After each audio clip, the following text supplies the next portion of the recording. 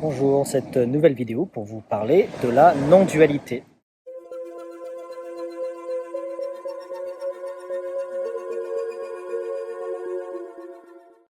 En ce moment, l'actualité nous pousse vraiment à prendre un parti, à prendre un camp.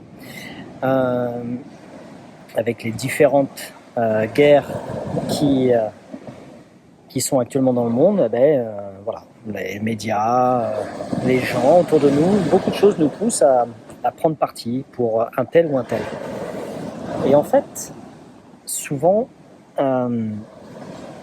ces sujets-là où on n'avait pas forcément une opinion ou une idée, et le fait d'en discuter avec d'autres, en regardant des vidéos par exemple, nous pousse à prendre parti. Et pourquoi faudrait-il prendre parti? Est-ce qu'il y aurait toujours un camp des gentils et des méchants? Alors on entend souvent, même les hommes politiques maintenant ne se cachent plus, ils disent oui, nous sommes les gentils, nous attaquons les méchants. Ça devient presque surréaliste.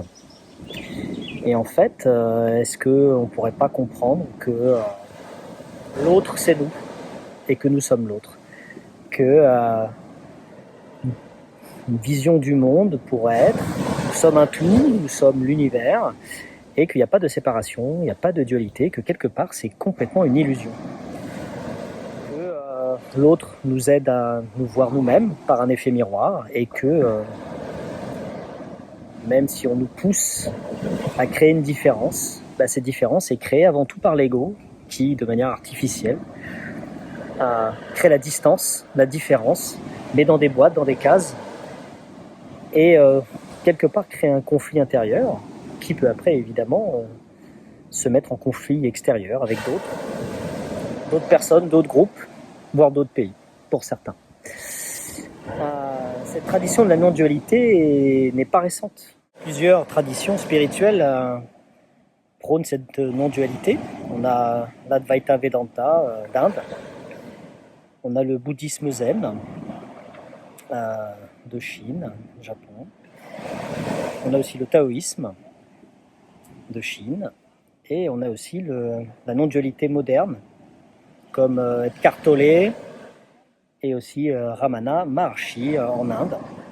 Donc ces différents courants prônent cette dissolution de la distance entre moi et l'autre, entre moi et l'univers. Il m'est arrivé souvent en fait que dans certaines situations qui pouvaient être soit tendues, soit complexes, de d'abord me positionner sur un côté et de me dire ah oui, les arguments sont bons, c'est vrai, je suis plutôt pour cette version et ce versant, et de trouver tous les arguments qui allaient bien dans ce sens-là, et puis de me poser, puis de me dire mais si je prends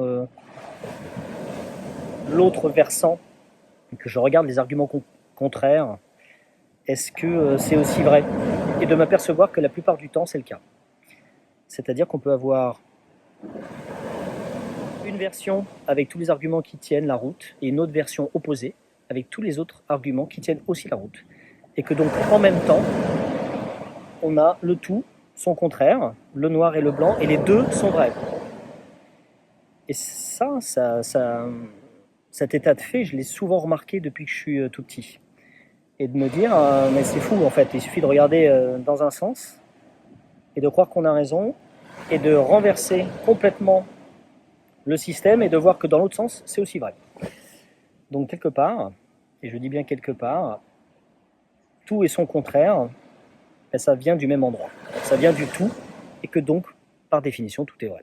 Donc tout et son contraire est vrai.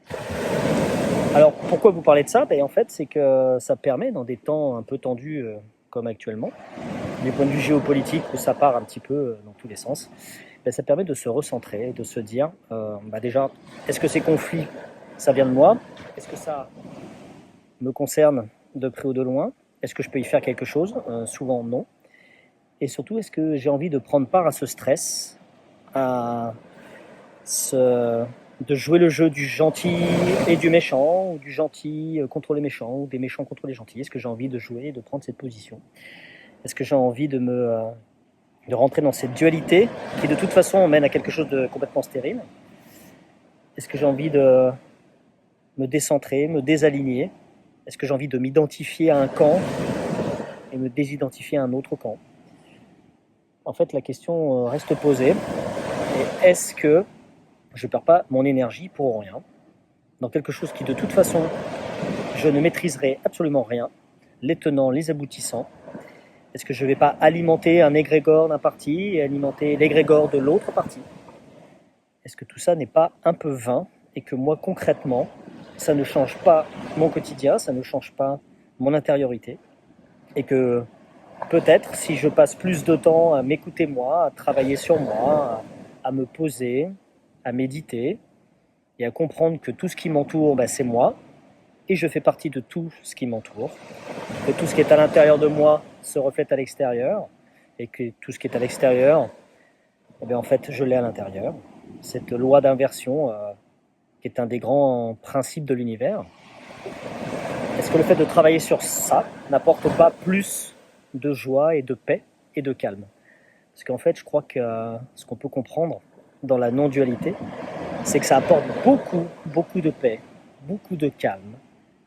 Et ça nous fait prendre de la distance sur tout un tas d'agitations et de conflits qui, mine de rien, nous éloignent de nous.